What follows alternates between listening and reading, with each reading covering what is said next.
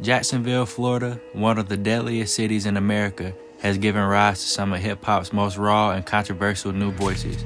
And at the center of it all stands Yungeen Ace, a rapper whose life has been scarred by tragedy, defined by loyalty, and fueled by pain. From surviving a deadly ambush to becoming the face of ATK and one of the key players in Jacksonville's rap war with KTA. Ace's journey is deeper than music. It's a story of survival against the odds. This is the rise of Yungeen Ace. Keontae Bullard, better known as Yungeen Ace, was born on February 12, 1998 in East Chicago, Indiana, before moving to Jacksonville, Florida at a young age. He grew up in a household with 11 brothers, raised mostly by his mother. Life wasn't easy. His environment was filled with violence, poverty, and trauma. Jacksonville, specifically Duval County, is known for being one of Florida's most dangerous cities.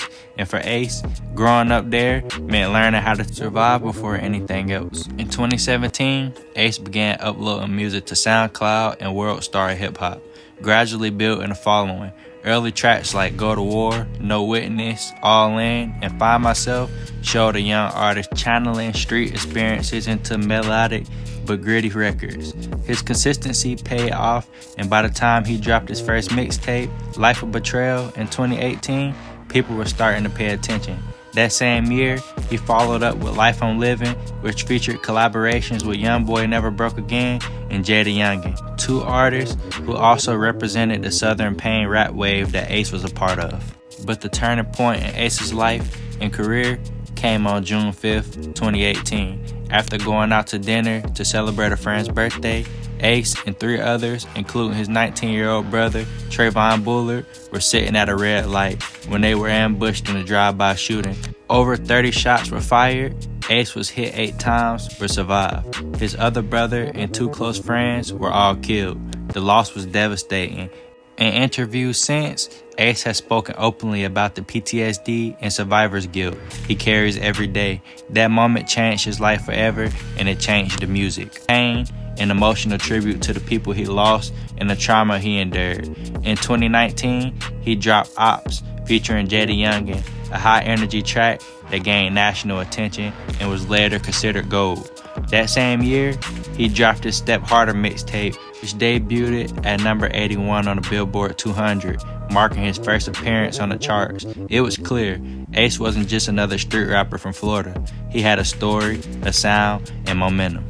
Around this time, Ace began pushing his movement harder under the name ATK, short for Ace Top Killers. ATK wasn't just a rap crew, it was a family.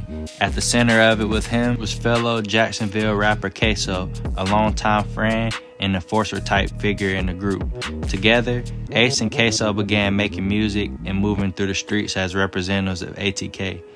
But their rise wouldn't go uncontested. Across town, another crew was gaining attention, KTA, led by rapper Julio Foolio. The tension between ATK and KTA quickly spiraled into one of the most deadly and talked about rap feuds in the country.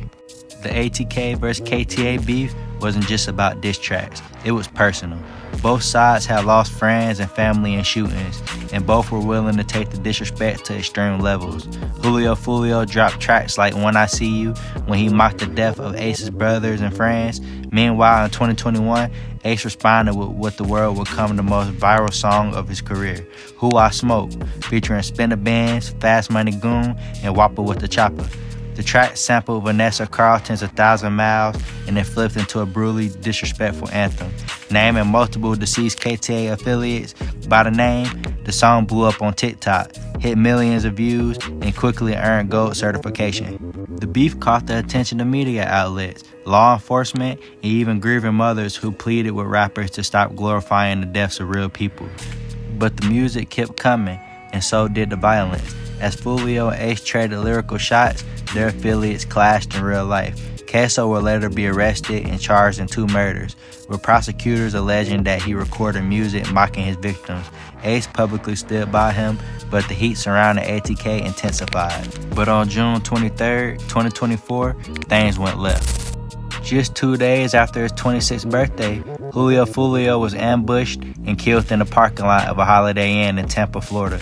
He had posted his location on Instagram earlier that day while attending a pool party. Authorities believe the attack was premeditated and connected to the ongoing feud. 4 men with alleged ATK ties were arrested in connection with the shooting. The killing shocked fans and further solidified how deep the beef between ATK and KTA had run. Despite the chaos around him, Yungeen Ace continued making music. He signed a deal with Cinematic Music Group in 2018 and later joined Geffen Records. In 2021, he released his debut album, Life of Betrayal, with features from King Von, G Herbo, and YFN Lucci. In 2022, he dropped All On Me, featuring Kodak Black, Boosie Badass, and Toosii.